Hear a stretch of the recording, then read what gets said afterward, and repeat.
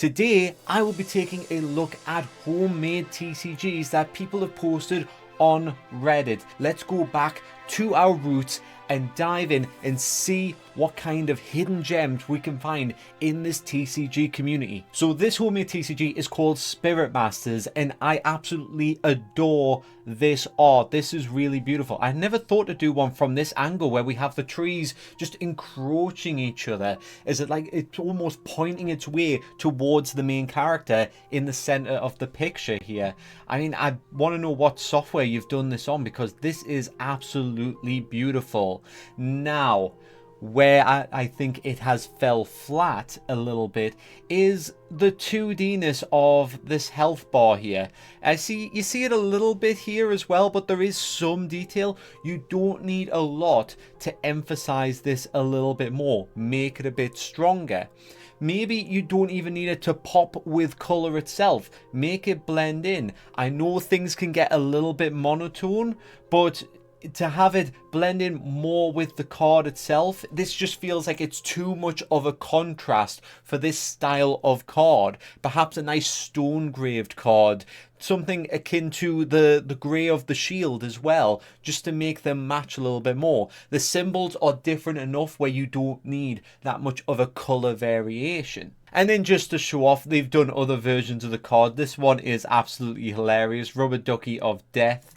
What else we've got? Rotting Colossus. That is a beautiful piece of card. I am actually truly jealous. And I love the way that they've incorporated the semi-transparency as well. So you can still see more of the card behind the text of the card itself. This one's a nice solemn piece. So you see that the card game has a bit of range to it. Isn't this just the fella from Overlord? Is this just like the suit of armor, the dragon armor? It looks very similar just on a first glance. I'm not sure if that's your inspiration. If so, I have no problems with that. Overlord is an amazing anime, and if anybody hasn't checked it, I recommend you check it out, as well as this TCG.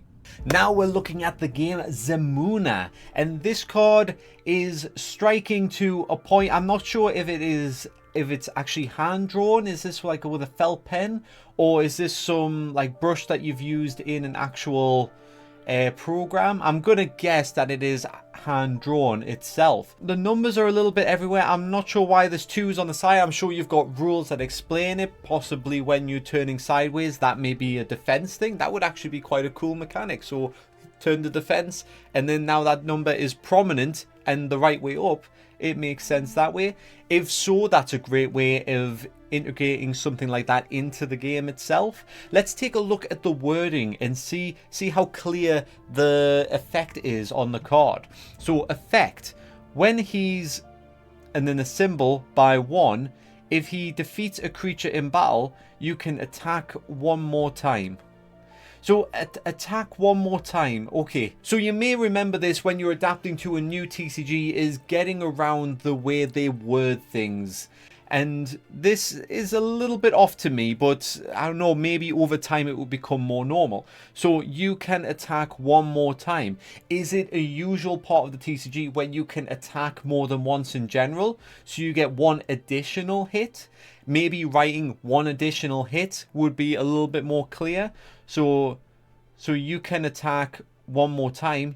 Instead you get one additional hit. You've reduced the word count by 1. Of course, additional is a long word, but it's just a way of shortening and keeping it simple. So Shot Suggestion says that he's working on a template for a new TCG. Now, I've seen this kind of format before, but I want to ask you at home, what do you think of the asymmetric format where we've got an effect on one side of the card and the attack and health on the other side of the card, or the stats on another side of the card?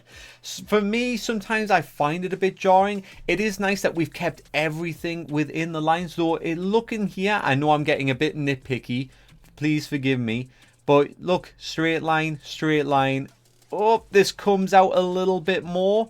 those little things, that can be a bit jarring. This comes out a little bit more. You really want to keep things in like a straight border. The star design up here adds a little bit of 3Dness to the card, which is quite nice. It makes the card pop a little bit more, which is good, because the rest of the card being flat, which isn't necessarily a bad thing, it's just nice to break it up a little bit. So this maybe something further down here. I mean, I guess the abilities has a little bit of 3Dness to it as well. A fun thing is doing overlaps. So not moving off of lines like this, but to actually overlap this ability. You could like just slap it and have it overlap these. And it's a weird rule when it comes to design, but that kind of works. It's like, oh, that's like a sticker on top. So it can be crude, it can be skewed, and it can be a bit off-center, but then everything else kind of has to follow a uniform. It's a little bit strange, but once you've designed a few different trading cards, you start to see the pattern, you start to see the rules and how it works, but that is up to you to figure out. As a first draft for presenting a card to see what tweaks you want to make from the community, there isn't that much I would actually change. Okay, so this one is World War Airlift, and looking at this card, at first I think this is a really cool design, but this sort of texture reminds me of like dated card games, you know, like in the early 2000s when they would bring out card games, or like, right, what kind of texture do we do? And there was a lot of this like stretch stripy texture. You'll see it in old style Pokemon cards as well. They featured like a bit of this for some time. Obviously they got rid of it for a cleaner look. I'm guessing you're going with a brushed metal effect, which kind of works, but I think there is just a different texture to still give off that brushed metal effect without it just looking a little bit early 2000s. I mean, thinking back now, early 2000s, that's 20 years ago. Maybe you can bring it back in style, but I would advise just to go with the flow in general. Use of symbols is always good, but this also reminds me of more of board game effects than trading card game effects, especially when you see a cube like this, because normally it symbolizes rolling dice, and rolling dice is associated with board games. There's nothing wrong with using dice in card games, but that's just the feeling it gives. It's not exactly negative, that is just a personal belief that it is just feels more like a board game card than a trading card game card. There is subtle differences. And also, before I move on, I think I've just noticed something. This banner, I'm pretty sure I've designed this banner. Give me one moment. Yep, there it is. I almost missed it. But I just thought, oh, that's a cool little banner. Hang on a minute. Yeah, so a while ago, I made like a load of symbols that people could download and just use for their trading card games and game designs as either placeholders or as permanent ones if they wanted. And I've never actually came across any that have actually been used, so I really appreciate that. Thank you. That's really awesome. So yeah, that's one of my pieces. You know, that is perfection. Don't change that. That's fine. Okay, so I don't have the name for this TCG, but I just want to say I really like this dragon. So the art itself is fantastic. They want to critique on the card, whether it's like the effect and design and things like that. I would say that you are slightly off-center with some of these things. So we can see here, we've got the round number that's got the number 6 in is touching the art there. That's a little bit of a no-no. You can have overlaps. You can have nice spacing, a little bit of padding's good, but just touching, that's another one of those weird rules. So you can have it either overlap it, have a nice padding, but don't have it just touch. It's just a no. Besides that, I would say little borders, you know, little decorative borders, or just a plain black border. I think some people are afraid to use thick black lines, but you can't remember, a lot of cards are surrounded by thick black lines. There's nothing wrong with having a little bit of that on the inside of your card as well. It just ties the whole thing together. I'd also take a look at your stats here as well. So 370 by 440. This can be a good way of essentially doing decimals. So like in Magic the Gathering, it would probably be a 3 and a 4, but sometimes that 3.5 or 3.25 could be handy in certain situations if you want something a little bit stronger. So when you're going into the hundreds, you can kind of offer that a little bit. So you can have the 370 and 340. But what I recommend, to not get too complicated, is just incorporating the 50s into it. So you kind of have those half numbers. But it's a strange thing in the brain where if you just have a decimal, it gets a lot harder. So if I said 3.5 instead of 350 or 35 in that case, it seems a lot simpler in our brains for some reason. It helps us calculate a bit faster. So what I might recommend doing, if it depends how much you have your battle system established, but just adjust these maybe into the 50s. Try to dedicate one way or the other. So that would be 350, that would be 450, or you drop this 450 to just a 400.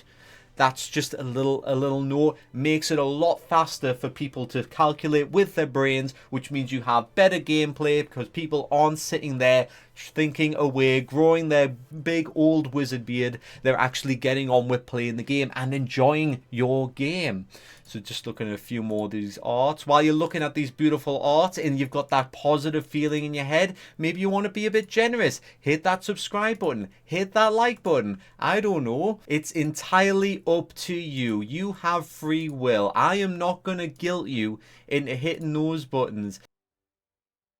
Oh my God, look at that art. That is absolutely beautiful. I mean, you can tell that it's not a purple werewolf. It is from like the lighting itself. But there's like this deeper purple going into like a lighter magenta, almost into red.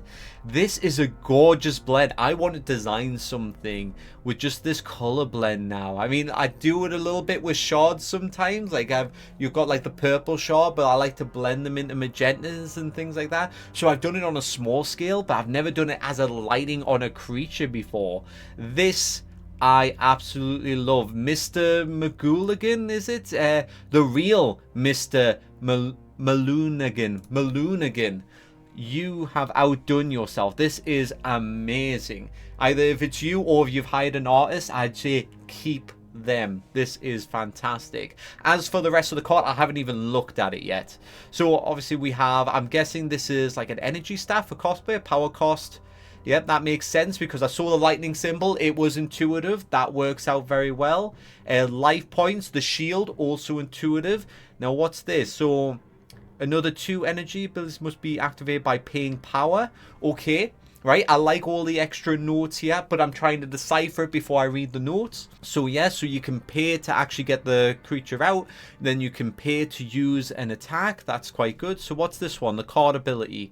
This unit's attacks deals an additional 1 damage for every werewolf under your control. Okay, so when you say werewolf, what do we actually mean? Because I've noticed that you've got a type label here, which type of unit or card this is. So it says werewolf grunt unit. Now, I hope you've explained this in the rulebooks because sometimes this can be misinterpreted. They'll go, well, this isn't a werewolf card. This is a werewolf grunt unit card. So unless you've got something in the rulebook that just specifies like if it contains the word werewolf within the type label, then it is classed as a werewolf, then that is fine. But just be careful because you get some pedantic people.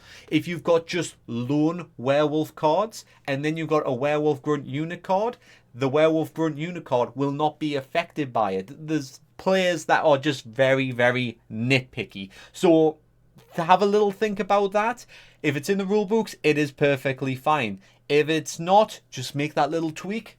You're good to go. Let's take a look at some of these other cards. Look at that. That's nice. I mean, the werewolf's still my favorite. But yeah, so we've got Vampire Disciple unit. I'm guessing they all end up with unit names. So Grunt unit, I'm guessing it's like a type of rank as well. Werewolf heavy unit, okay. It's intuitive, yeah? So I figured it out before seeing it. So we've got the grunt unit, we've got a heavy unit. I imagine there is something in the rulebook about that werewolf thing. This art is gorgeous as well, of course. They're just sticking with, they're not hitting you with too many different colors on one card. You know, they go, what's our primary color, what's our secondary color, let's go, let's make it happen. So yeah, we've got the werewolf leader. I'm guessing this guy transforms into him. That's kind of cool. Yeah, this is a cool looking card game. Hang on, has the border always been like this type of scratched surface? No, we've got a blank border. We've got the scratch surface. We've got a blood splatter surface, I'm guessing for the different types. This one's got a bit more of... Oh, no, that one's got it too. I guess it's just a little bit more cropped, or is it just because it's shrunk down, it wasn't as obvious? But yeah, I like it. I like this as well. It shows that even the border doesn't have to just be plain. There's nothing wrong with having it just be plain, but it's the little things that we enjoy. And if you're using something like the Game Crafter as well, when things are cut a little bit off center, it can be more noticeable if you're doing something that is textured. So maybe keeping it blank is a good idea if you're going down that route for the actual print of your card game. But if you're going more professional, I would hope for more centered card pieces, but you will still get offcuts. So just make that a little bit of a consideration when you're designing your border.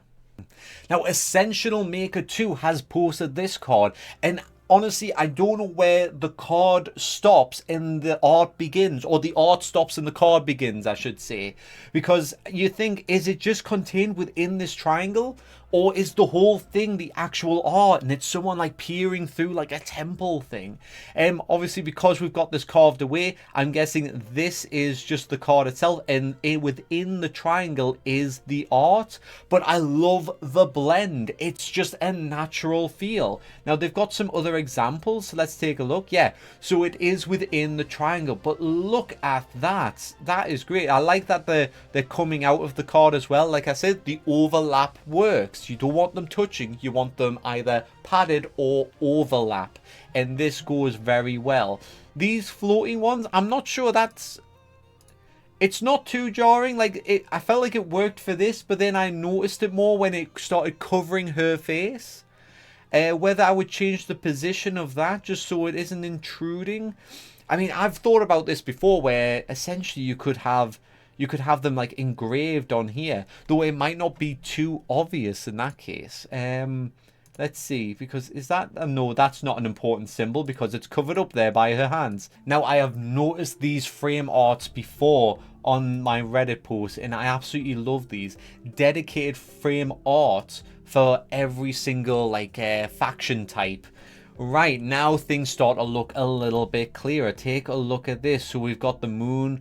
We've got this cool like jaguar type creature. It's almost like a draconic jaguar in some way. And this starts to look fantastic. So every card faction has its own unique thing. Right, so that was lava. And then we've got like a nice plant feel. Now, when it comes to me making like my new TCG, I am considering doing something like this. I like the idea of the whole card frame representing a faction. Yes, you're making more work for yourself, but think of the return. That little bit of effort on making, say, 6 different card art instead of 1 card art is replicated several times over. Every set you make, you are reusing that card art. So for every faction, say you've got 10, 15 versions of that faction, that card art is being used that many times. Next set, once again. Next set, once again. Before you know it, that card art is being used 50 to 100 times over, and people will appreciate the diversity of it. So just that little bit of effort in the early game just compounds. And then here is a version of that card art with the creature on it, and it all just ties together ever so nicely. Now, what can I critique about this? Let's see. The first thing I see is the shadow on this writing here. It's not bad. I think it is just spread a little bit too far apart, and it kind of gives me that almost that 3D look, that my vision isn't quite aligned look. Not completely, but just my interpretation of it is like, are my eyes feeling a bit fuzzy? But I think people at home will know what I mean, because look at this. Whenever you generate temporary mana, Laykeeper or Leakeeper, Youngling gains +1/1. This also has it. The problem is the shadow is just a little bit too far apart. I'm not saying don't have a shadow. It just gives that little bit of a blurred vision look. That's all. Besides that, I think it's pretty good. Perhaps these numbers could be a bit more prominent. They do almost blend into the background of it. I'm guessing you want it to feel like an orb and it's inside the orb, but just give it a little bit more contrast. Everything else I absolutely love about these cards. I think it just ties in so well. Now I want to end on something a little bit simpler. Look at this. How much design have we put into this card? Some might say not a lot at all, but I say that it is so simple that it does so much. And I know that sounds contradictory to each other, but let me just explain. Look, this simple line, this nice just engraving. I've talked about this for using them as separation lines before, but this is nice. We don't have a big thick frame. We want to keep it more open, more transparent, so we can show off the art more. This is something I feel like I should have done with Shard TCG originally. A little bit more of this. We did incorporate a bit into the rarity system. The way the symbols broke off from it symbolized how rare the card was. But this I absolutely love, and we should have done more of this just in hindsight. Of course, this is several years later, so I am far beyond that, but this is nice. This bit isn't bad, but something feels jarring about it. I can't quite place it. The 3 is slightly too high because you can see it like matching. I think it feels like it should be lower. There's definitely more space at the bottom than there is at the top, so just a little alignment issue. Using the white frame around the dark is always a good choice as well, because you don't want cards to suddenly not be readable when you change formats. Though black and white means that at least one of them will be readable, so that works very well. You know, you've got curved edges, straight. I mean, this is pointy too. Maybe that's why it's jarring. Maybe that's why I couldn't place it earlier. They've changed up the banner bit here. I'd say, like for the last card arts that we looked at, if you're going to have different classes, maybe just change the pattern up for every class. It's a subtle change, but it communicates to your players what kind of card it is without them having to search it. But yeah, besides that, it's beautiful art. It's a beautiful card. This one I really like. I think I prefer this pattern over this other one, if you're going to pick one of the two, but I do love both, so either is a good way to go with, I think. But yes, I think that has been enough of looking at some homemade TCGs designs today. I've been James. I hope you've enjoyed this video, and I hope to see you for the next one. Goodbye.